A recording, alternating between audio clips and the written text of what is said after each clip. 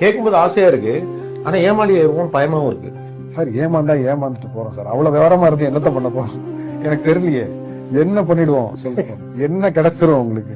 சரி, நான் உங்கள்கிட்ட ஒரு ரொம்ப விவரமாவே இருக்கேன், நீங்க பதில் என்கிட்ட எப்படி இருக்கீங்க? சரி, அவன் பெரிய விவரம் போல, நானும் அப்படியே இருந்துக்கிறேன். என்ன கிடைச்சிரும் எனக்கு உங்கள்ட்ட இருந்து? இன்னும் உங்க பாக்கெட்ல இருந்து நான் ஒரு 500 ரூபாய் நான் எடுத்துட முடியுமா என் விவரத்தை வச்சு? அதுக்கு மேல என்ன பண்ணிட முடியும் சார்? நான் இன்னொரு உதாரணமும் சொல்றேன். ஒரு மகத்தான ஒரு எழுத்தாளர், அவர் நிறைய புத்தகங்கள்லாம் எழுதியிருக்காரு. அவருடைய கதைகள் நிறைய சினிமால திருடி படமா எடுத்துட்டாங்க.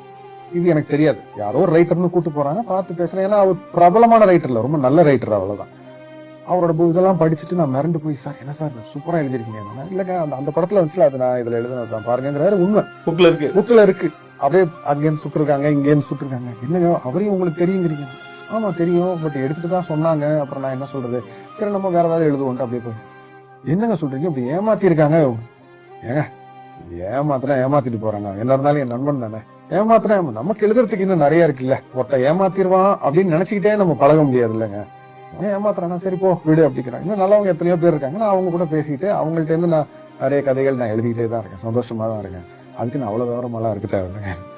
கதைகள் வராது நமக்குள்ள, உண்மையான அந்த இது வராது, அன்பு வராது அப்படின்னு பெரிய பாடமா இருந்துச்சு.